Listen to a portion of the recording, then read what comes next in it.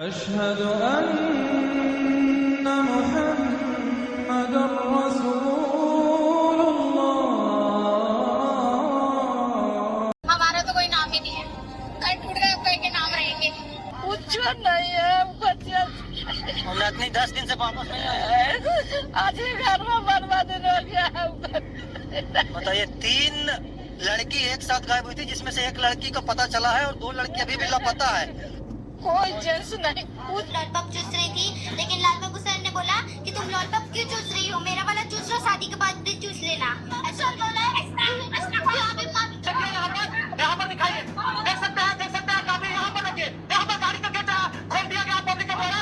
देखिए दोनों टीचरों को इसमें बैठाया गया है। दिखाइए प्रशासन का गाड़ी सुना के अंदर टीचरों को जा चुकी है। और देखिए काफी यहाँ पर प्रशासन लगा हुआ है। काफी दिखाइए पब्लिक को, ये मतलब आइए यहाँ पर देखिए पब्लिक लोग जा रहे हैं और प्रशासन की गाड़ी यहाँ पर ले जाकर उनको दोनों टीचरों को सुरक्षित लेकर जा चुकी है। और काफी ग्रामीण लोग भाग रहे हैं। पढ़ाते कुछ ही गाली देते, इतना गंदा गंदा बात बोलते हैं। क्या गंदा बात में बोल रहे हैं? हमारे क्लास की एक लड़की को बोला कांच से उतारो, शादी के बाद चूसियो। अच्छा ऐसे है। अच्छा क्या हुआ है बाबू?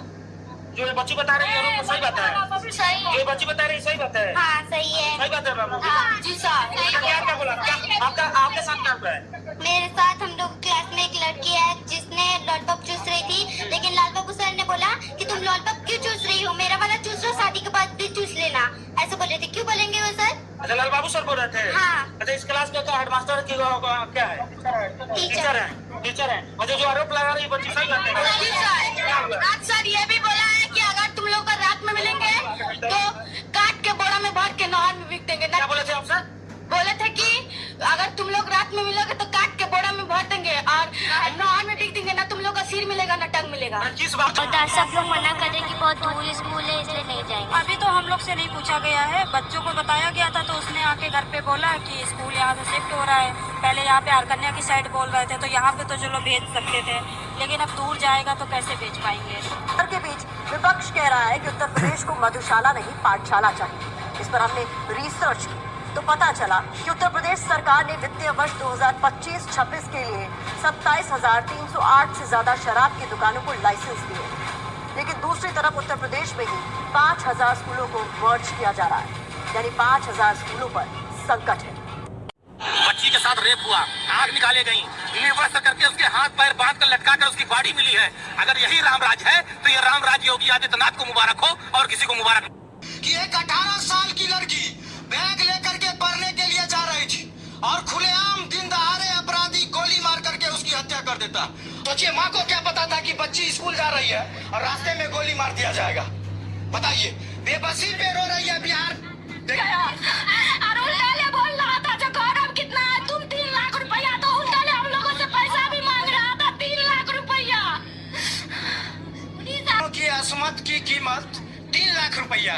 किसी के घर में कोई अपराधी जाएगा, बेटी को धमकाएगा माँ के सामने में कि तुम्हारी बेटी को मार देंगे, और परिवार के लोग जब थाने पे जाएंगे तो 3 लाख रुपया मांगा जाएगा, थाना से बेइज्जत करके भगा दिया जाएगा। और कोई मासूमा जिंदा में न तन्हा हो, या रब कोई मासूमा जिंदा में न तन्हा हो, या रब कोई मासूमा जिंदा में न तन्हा हो, पाबंद ना हो आहे, हाय पाबंद ना हो आहे, रोने पे न पहरा हो, या रब कोई मासूमा जिंदा में न तन्हा हो, या रब कोई मासूमा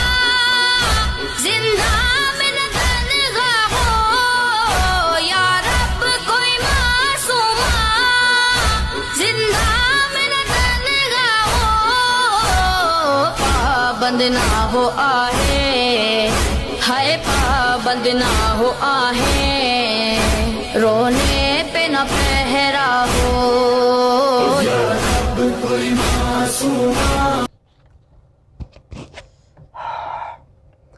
अस्सलामु अलैकुम रहमतुल्लाहि व बरकातहू। आज 12 सितंबर 2025 है, जुम्मा का दिन है। सुबह सुबह के तकरीबन 8:40 हुए हैं, पौने 9 बज रहे हैं। आज की ये दूसरी वीडियो है। आज का मिशन लिया हूँ, जैसे कि थोड़े समय में पहले श्रीलंका में तख्ता पलट हुआ, फिर बांग्लादेश में तख्ता पलट हुआ, अब नेपाल में भी तख्ता पलट हुआ, और अब जो सोशल मीडिया पे बात चल रही है कि इंडिया और पाकिस्तान का भी तख्ता पलट हो सकता है, इसमें किसका पहला नंबर आएगा। तो मैं अपने ज्ञान से अगर बताऊं तो मैं खुलासा बोलता हूं कि न तो इंडिया में तख्ता पलट होगा, ना ही पाकिस्तान में तख्ता पलट होगा। हिंदुस्तान में हालांकि जो काम किया जा रहा है वो बहुत बुरा किया जा रहा है।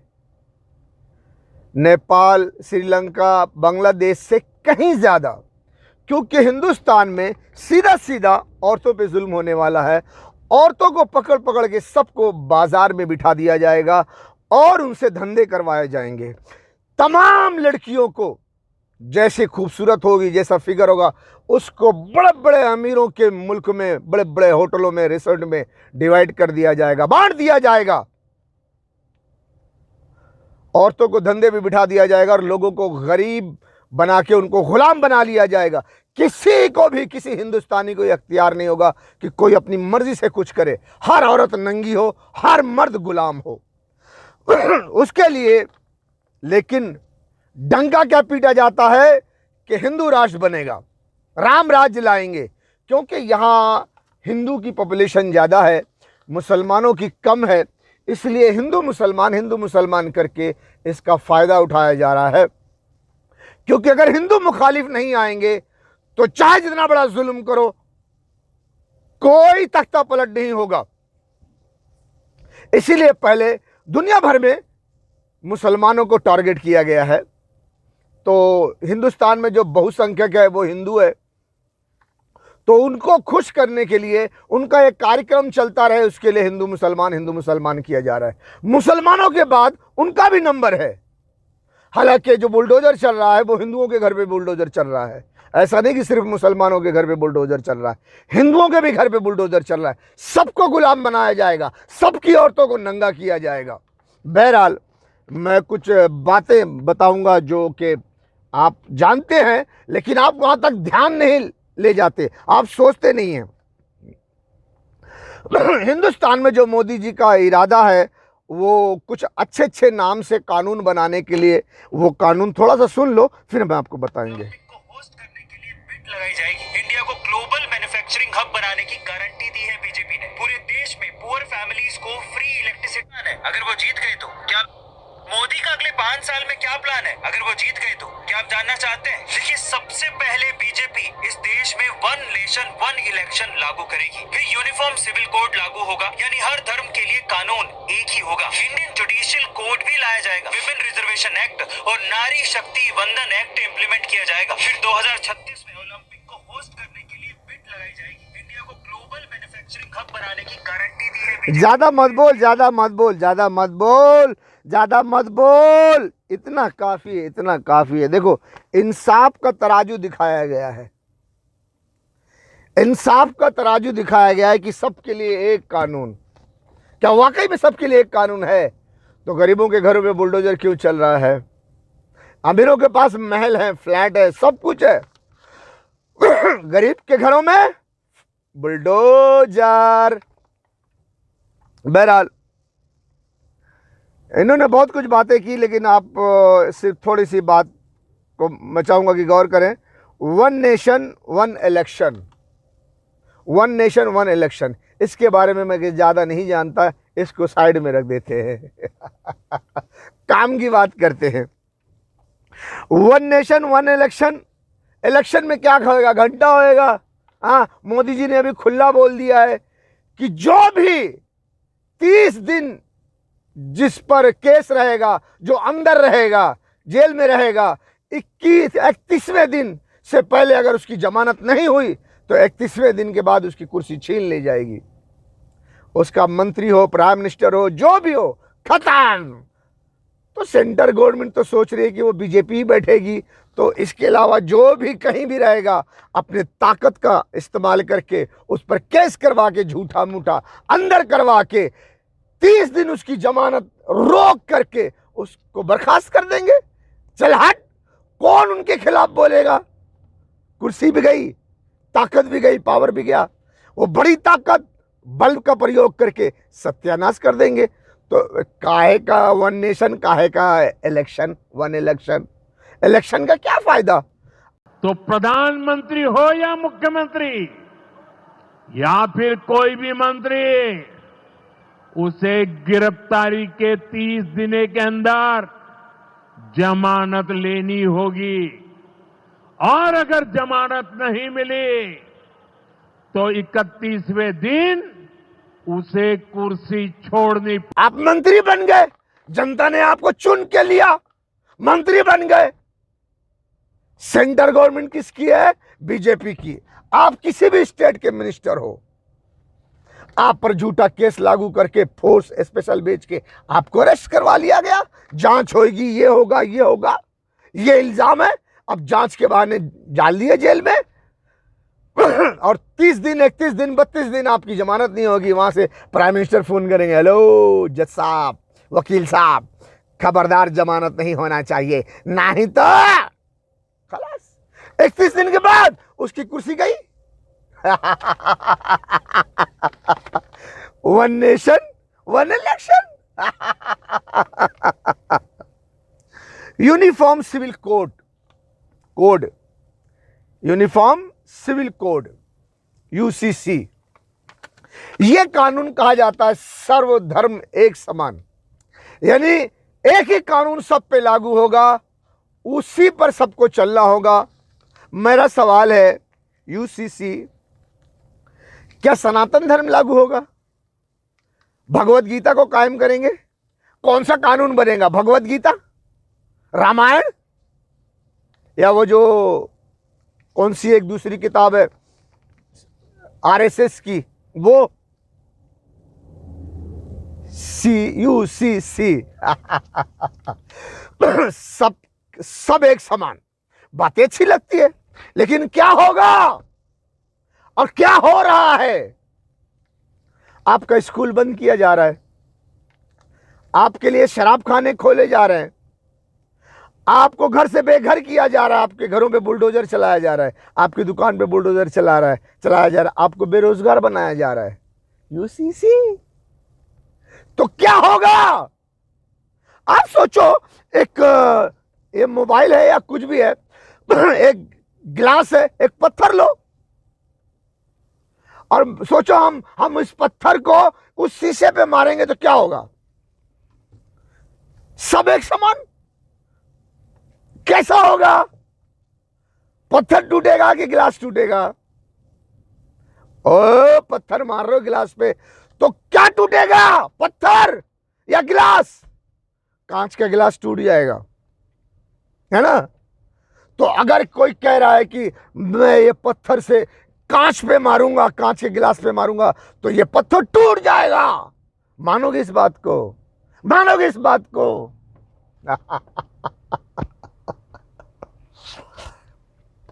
यूसीसी, आप गरीबों को तो खंडर बना दे रहे हो, तो ये गरीब कहां जाएंगे? कहां गई यूसीसी? हाँ, सबके लिए इंसाफ का तराजू। एक घर से बेघर, एक के लिए बड़ा बंगला, गरीबों की सबकी जमीन छीन ले रहे हैं। मैंने वीडियो में दिखाया, पिछली वीडियो में सबकी जमीन छीन ले रहे हैं, किसी को पैसा भी नहीं दे रहे, किसी को पैसा भी दे रहे हैं तो बिल्कुल थोड़ा सा।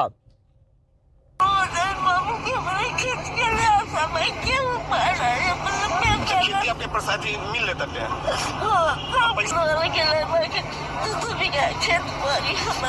अच्छा, ओकरे अलावा कहीं और खेत नहीं बटा आपके? जानते हैं, खेत बेच देना बहुत आसान होता है, लेकिन जिनको मुआवजा मिल रहा है ना, इनका कहना है कि 2-2 बीघा खेत है इनका, और 2-2 बीघा खेत बेच के ना ये लोग वही उसी पैसे से 2-2 कट्ठे जमीन नहीं खरीद पाएंगे। लेकिन किसान इसलिए उपजाता है कि आपका पेट भर सके, और मिल प्रबंधन की मनमानी तो देखिए, प्रशासन की मनमानी तो देखिए कि ऐसे किसानों के खेत में बिना पूछे उसने हल चला दिया, ऐसे ट्रैक्टर चला दिया और सारे किसानों की फसलों को नस्तानाबूद कर दिया। इतना मेहनत कर कर फसल लगाते हैं मेरे दोस्त, तो उसमें सरकार देखो बुलडोजर चलवा रहे हैं। आप लोग इस वीडियो की एक शेयर जरूर करें कि और भी देख सके। इतना खराब वाला काम करे कि जितनी उसकी जमीन है उसकी आधी भी ना खरीद सके वो। हाँ, और वो सारी जमीन पे कब्जा कौन कर रहा है? सरकार छीन के अमीरों को दे रही है। अमीर वहां फैक्ट्री बनाएंगे, खेती कराएंगे, किसान कराएंगे। ना ना ना ना, वो सारी जमीन ले लेंगे और वही किसान जिनकी जमीन है वो उनको गुलाम बनाएंगे और कहेंगे अबे कलुआ, अबे छदुआ, कल बे ट्रैक्टर लेके जाना, खेत में हल जोतना, किसानी करना, महीने में इतनी तनख्वाह दूंगा, समझ में आई बात? इतनी तनख्वाह पे काम करना, नहीं तो साले हाथ गोड़ तोड़ डालूंगा। ये है तरक्की, डेवलपमेंट। जहां चाहेंगे वहां बिल्डिंग बनाएंगे, जितनी कीमत में चाहेंगे बेचेंगे, लेकिन जिसकी जमीन है उसकी जमीन छीन ले रहे हैं, कुछ भी नहीं दे रहे हैं। उस गरीब के जमीन पर फसल लगी हुई थी, उस पर बुलडोजर चला दिया गया, ट्रैक्टर चढ़ा दिया गया। पिछले वीडियो में दिखाया हूं, ये वीडियो में भी दिखाऊंगा। किसको बता रहा हूं? ए फौजी जवान, तुमको बता रहा हूं, तुमको बता रहा हूं, क्योंकि तुम्हारा आखिरी वक्त आ गया है। तुम ये मत सोचो कि तख्ता पलट होगा तो सेना जाके संभालेगी। तो भारतीय सेना के हिजड़ों, हिंदुस्तान में तख्ता पलट नहीं होगा। हिंदुस्तान की आवाम में नामर्दों का खून है, हिजड़ों का खून है। वो हक और इंसाफ के लिए नहीं लड़ सकती। वो जमाना और था जब अंग्रेजों से लड़कर अपने भारत को आजाद करवाया। अब अंग्रेजों को पता है कि अब हम नहीं जाएंगे, अब हम उनको ही अपना गुलाम बनाकर उनसे ही अपना काम करवाएंगे। अब कौन लड़ेगा? किससे लड़ेगा? जो अंग्रेजों की गुलामी कर रहा है वही तो तुम्हारा सरकताज बना बैठा है। हिंदू राज बनाएंगे, हिंदू राज बनाएंगे। काम क्या कर रहे हैं? Bulldozer bulldozer bulldozer. मासूम बच्चियों के लिए स्कूल बंद, स्कूल बंद। अगर कोई टीचर है, कोई स्कूल पढ़ने जा रही है, उसको गोली मार दे रहे हैं, उसको नंगी करके, रेप करके, मार के, काट के उसकी लाश खेत में पाई जा रही, या तो किसी पेड़ पे लटका हुआ पाया जा रहा है। 1-2 किलोमीटर के अंदर अंदर ऐसा क्या हो गया कि आसमान से अपराधी उतर गए। उस बेटी के साथ हुआ क्या है? उसकी बच्चेदानी गायब है, उसकी किडनी गायब है, उसके मुंह पे तेजाब डाला जाता है। जितना हार्ड उस बेटी का अगर आप पोस्टमार्टम की रिपोर्ट पढ़ेंगे ना तो आप पढ़ नहीं पाएंगे। और जो बच्चे अभी मासूम बच्चे अपने स्कूल में पढ़ रहे हैं, उनको क्या मास्टर क्या बोल रहा है? मास्टर क्या बोल रहा है? स्कूल का मास्टर बच्चों का गुरु होता है ना। और मासूम बच्चियों को क्या बोल रहा है? लॉलीपॉप मत चूसो, मेरा वाला चूसो, शादी के बाद भी चूसना। अनिल चौहान हिजड़े, ए नामर्द, तेरे कान में ये बात नहीं गई अभी तक? एक स्कूल का मास्टर अपने क्लास के बच्चों को ऐसे बोलता है?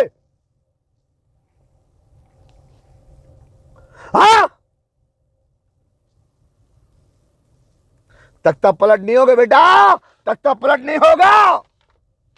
मुसलमान की फौज आएगी, चाइना मुसलमानों के 13 मुल्क की फौज लेकर आएगा, अंदर घुसेगा और मुसलमानों के फौजों तले, फौजियों जवानों, भारतीय सेना तुम कुचली जाओगी।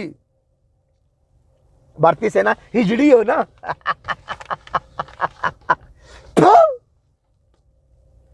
ऐसे कुचले जाओगे, ऐसे कुचले जाओगे, थूकेगी दुनिया तुम पर कि ये वो नामर्द हैं, वो ये हिजड़े हैं जो 56 इंच का सीना दिखाते थे, शूरवीर कहलाते थे साले, लेकिन हिंदुस्तान के खजाने से हराम का खाते थे और हिंदुस्तान में बच्चियों की लाशें खेत पे पाई जाती थी। जब उसके घर वाले देखते थे तो उसकी बच्चेदानी गायब, उसकी किडनी गायब, उसके चेहरे पर तेजाब, उसका गर्दन काटे हुए, उसको नंगा करके, उसको काट के पीट के रेप करके ऐसे ही मार के फेंक दिए हैं खेतों में। और वो पुलिस में जाकर रिपोर्ट भी करते हैं तो पुलिस वाले उल्टा उनको ही धमकी देते हैं, जल्दी से दफना दो, कार्यक्रम खत्म करो, नहीं तो तुम्हारे और भी बच्चे हैं बाहर निकलेंगे तो उनके साथ भी ऐसा होगा। धमकी देते हैं। देख, मेरी पिछली वीडियो में मैंने डाला है मनीषा के केस में, वहां कोई ये है कमेटी है, अच्छा कमेटी और वहां के एसपी डीएसपी सबका मीटिंग हुआ है।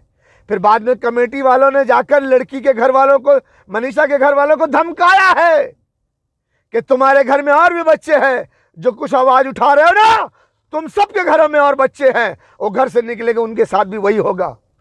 अरे वाह, फौजी जवान कहां है हिजड़े? अरे अनिल चौहान, नामर्दों के सरदार, सीडीएस, हिजड़ों के सीडीएस। ओहो,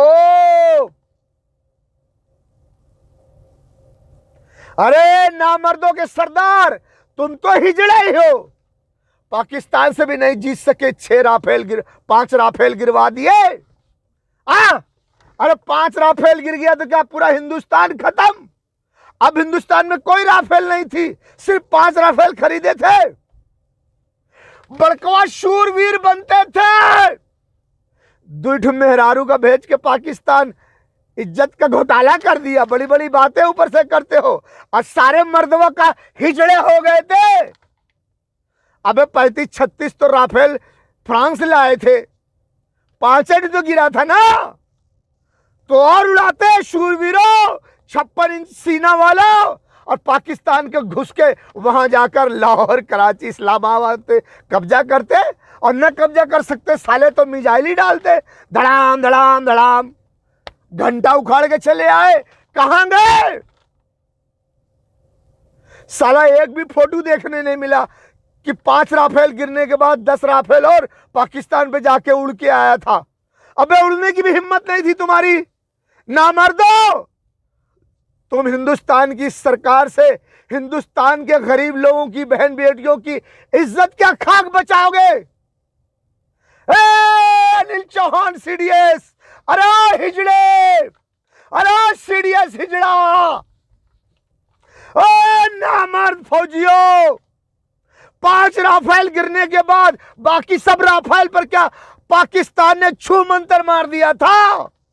वो शूरवीर 56 इंच के सीने वाले नामर्द कहां हिजड़े साड़ी पहनकर नाचने गए थे? कहीं नाचने गए थे क्या? फिर काहे नहीं दूसरी राफेल को लेकर आसमान पे जाते, पाकिस्तान में उड़ के दिखाते कि 5 गिर गए तो क्या हुआ, अभी और भी है। हम मर्द हैं, शूरवीर है, 56 सीने वाले हैं। पाकिस्तान के आसमान पर कोई एक राफेल उड़ाकर दिखाता, आग थो।